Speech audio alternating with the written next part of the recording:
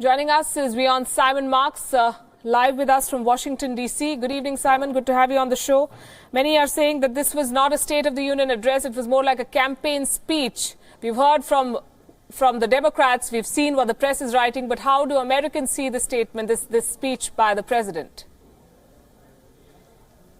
Well, look, they've never seen a State of the Union address like this before. I mean, this was Donald Trump, the master showman, making, as you have noted, a whole array of absolutely spurious claims about his purported achievements as President of the United States. At one point, even claiming that many Americans had enjoyed more than a 100% increase in the value of their 401k retirement funds since he became president. A completely spurious claim. There is no American out there that has enjoyed that kind of growth in their retirement funds. Retirement funds are up, but not to that measure. But it was the mix of the spurious claims baldly presented with the astonishing showmanship that you demonstrated there. The idea that there were all of these invited guests that had been brought to the State of the Union, as we've seen in invited guests that had been brought to the State of the Union, as we've seen in years past.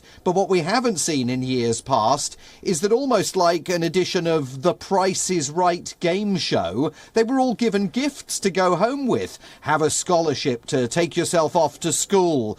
Here's some extra medical funding to deal with premature births. I mean, it was absolutely breathtaking. And I think that, unlike State of the Union addresses in the past, where there's been a big audience at the start of the speech and it's kind of dropped off during the course of the show, many Americans will have been transfixed by the president's performance last night.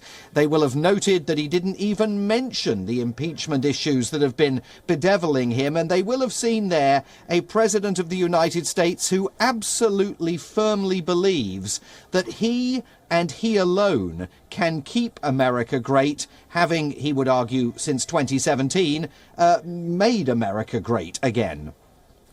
Well, very well put, but I've seen, and we've seen in election after election, that facts beyond a point don't really matter, unfortunately, with the people who vote.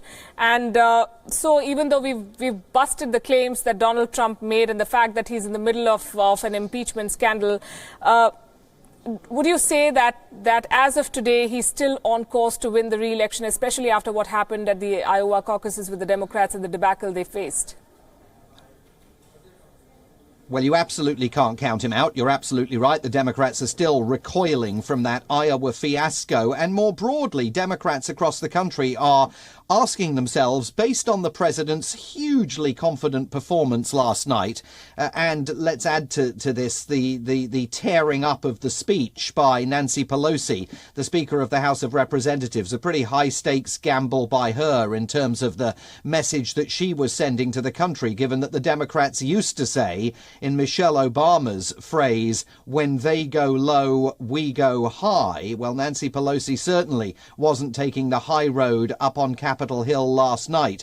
Democrats are asking themselves, are any of the candidates currently seeking the presidential nomination equipped with the abilities and the capacity that they will need to take on Donald Trump in the bear garden, at the debates later in the year, on Twitter throughout the year?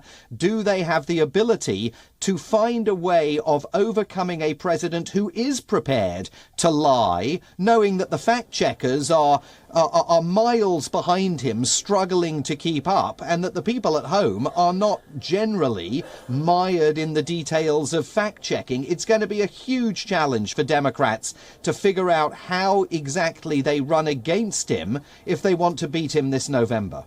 Indeed, it's promising to be a very dramatic contest, and we're counting on you to fill us in on the details. Thanks very much, Simon Marks, for joining us this evening from Washington, D.C.